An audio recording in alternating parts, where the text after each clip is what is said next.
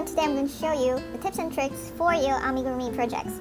These tips I'm going to show you today are definitely going to help you, especially if you are a beginner in starting off, understanding how this technique affects your end products, and also to lessen the appearance of holes in your amigurumi projects. So, in this class, I'll be explaining 1. How to do a magic circle, 2. Invisible decrease, 3. Drawing round method, 4. Continuous round method, 5. The right side or the wrong side of your amigurumi, 6.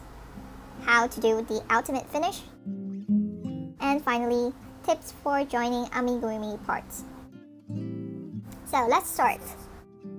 So mostly in this tutorial I'll be using a 5mm crochet hook with a weight 5 bulky cotton yarn, so it's easier to see.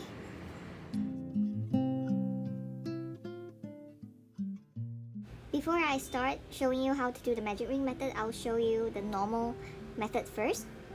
In the normal ring method, you would usually start with 2 chain stitch and then proceed to do your single crochet in the first chain stitch.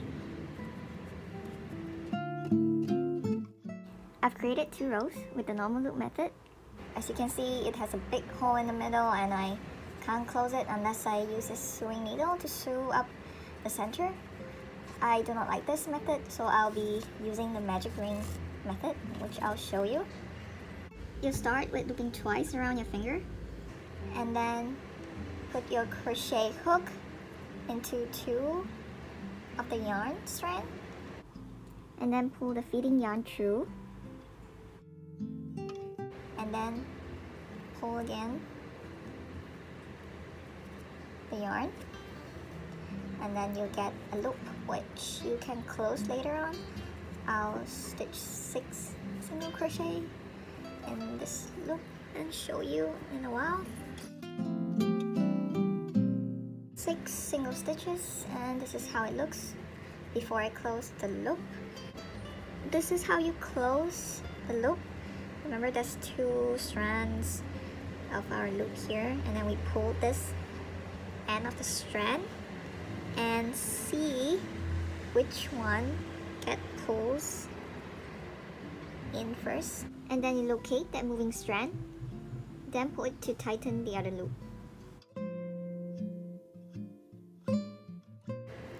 See, the first loop is closed. As you can see, it's closed tightly.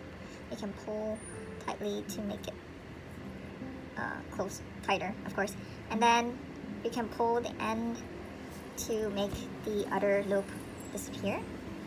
As you can see, it's closed nice and tight. And I'll do a second row to show you.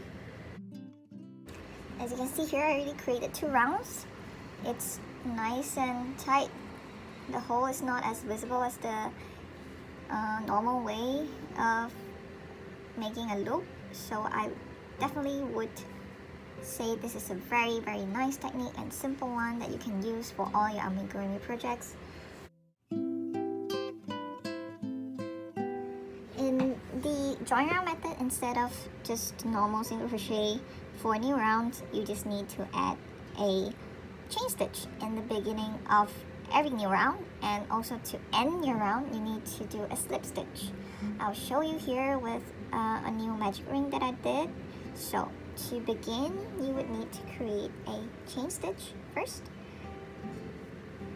and then just proceed to your normal stitch. I would do 6 in this loop. So as you can see here, I created 6 single crochet in my magic loop, and I'll count. See, this is the chain, the first single crochet, the second, third, 4th, 5th, and the 6th. So to end this round, I would slip stitch into the first single crochet of round 1.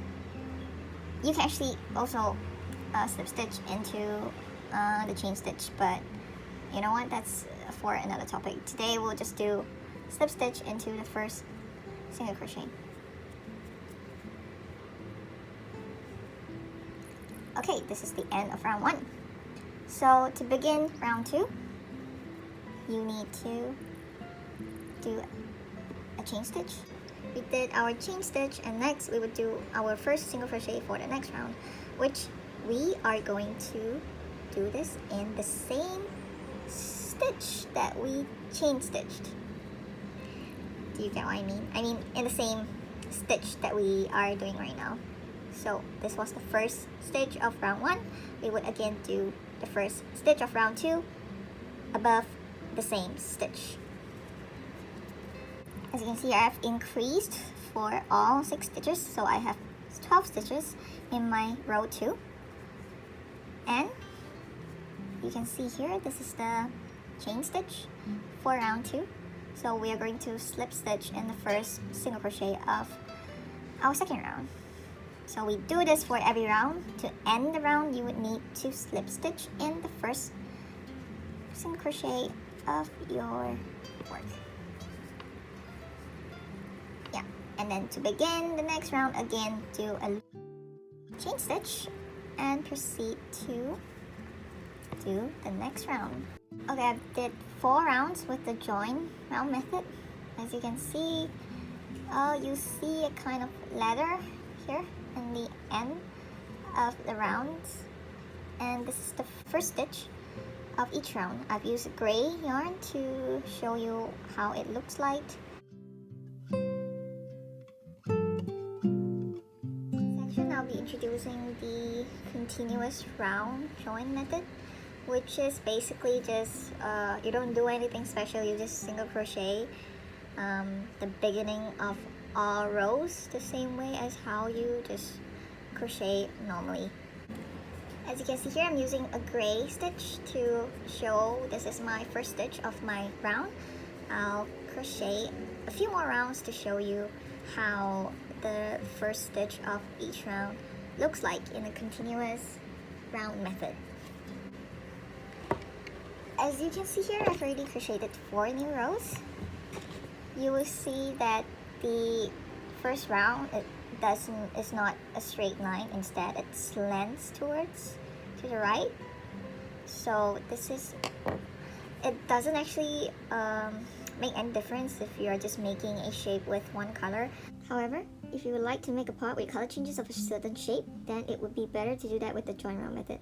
Because if you use the continuous round method, the alignment of the columns would be slanted, and you do not want that.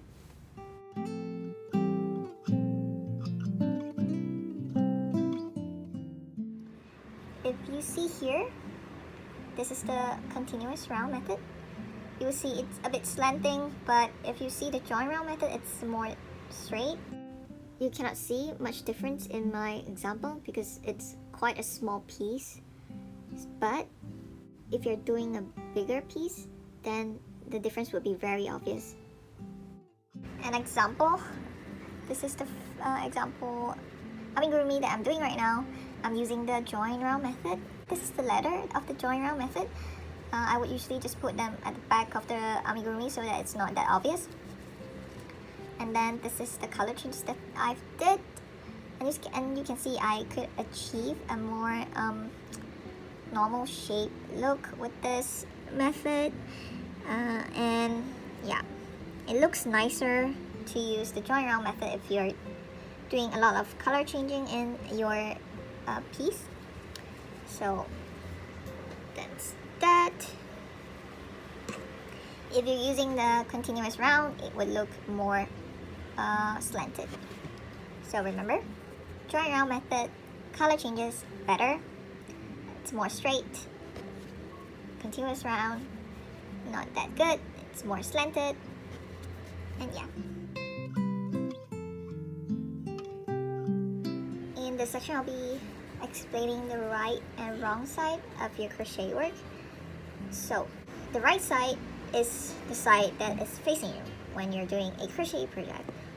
Usually in the projects that I've done, of course the right side would be the outside, but I've also seen other amigurumi creators, they prefer to use the wrong side as the outside. Ignore this is just my color change. Wrong side, outside, I mean it I feel that it doesn't make any difference if you're using the right side or wrong side outside. It's just personal preference. But yeah, I don't think that's a big problem if you want the wrong side to be outside, the right side to be outside. It just depends on you. But of course, you see difference in the texture.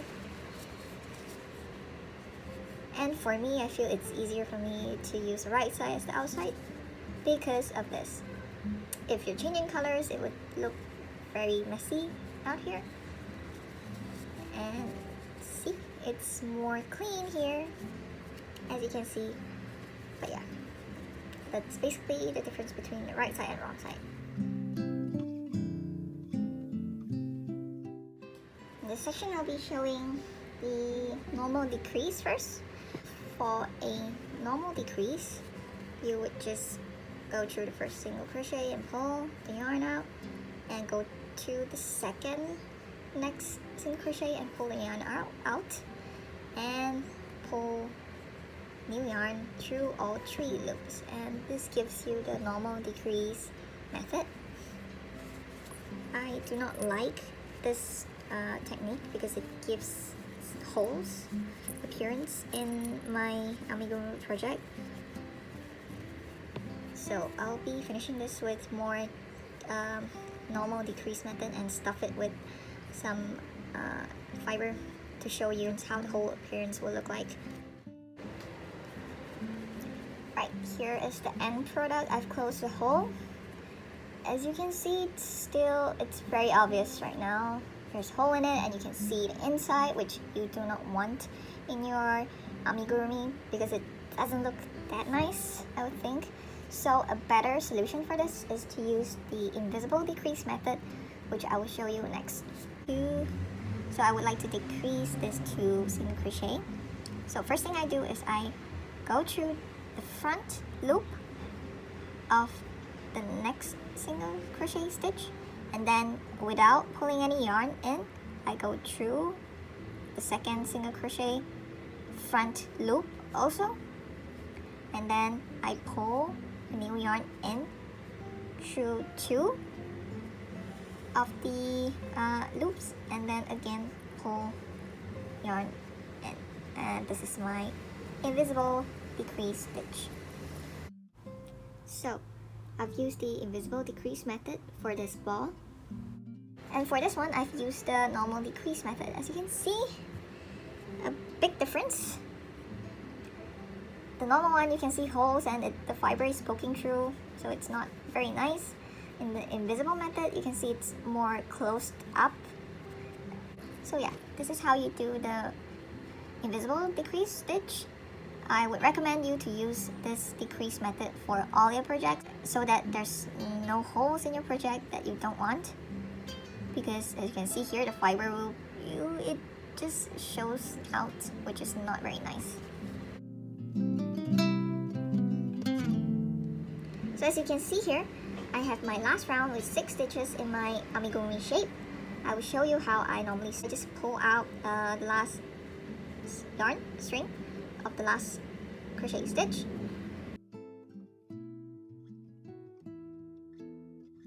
I use a normal embroidery needle and then just go through from,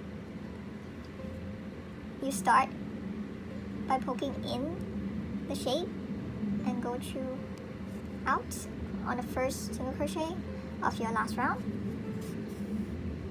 and then again to the second one here, third one, in out, fourth, in out, and you continue this pattern for all stitches of the row, and then finally through the last one, and then you just pull, and then it's closed. If you don't like this hole, you see here it's a small hole that it's not really that obvious, but if you like to a better close on the hole, you can sew it however you want, just to make sure you don't see the middle or the stuffing inside. So what I would do, I would just sew in the opposite or just randomly so that it's closed, and then finally just go through the middle of the hole and go out to wherever. And then I'll just cut this. Don't pull this too tightly, else this would dent in. So yeah, just loosely pull it and cut, and then just press it so that the string would go in. And yeah, this is the finished close hole. So I would really recommend for any amigurumi enthusiasts out there to buy this pins. You can buy whichever pins that holds your amigurumi well. I mean, it's just a normal pin. Doesn't have to be fancy. And yeah, this is just to hold your pieces together before you sew it in. Just so that you can see how it will look like before you proceed to sewing. So I think this is very important for you to have. I have one of my ongoing amigurumi project right here, as you can see. I'm just going to show you how I usually use the bobby pins to secure the parts together. Have to be fancy, there's no correct technique on how you pin this. You just pin however you like, but of course I would usually just use more than 2 pins for one part, because if you just use one, of course it would still move around. So yeah, always use 2 or more pins so that it's secure before you sew it.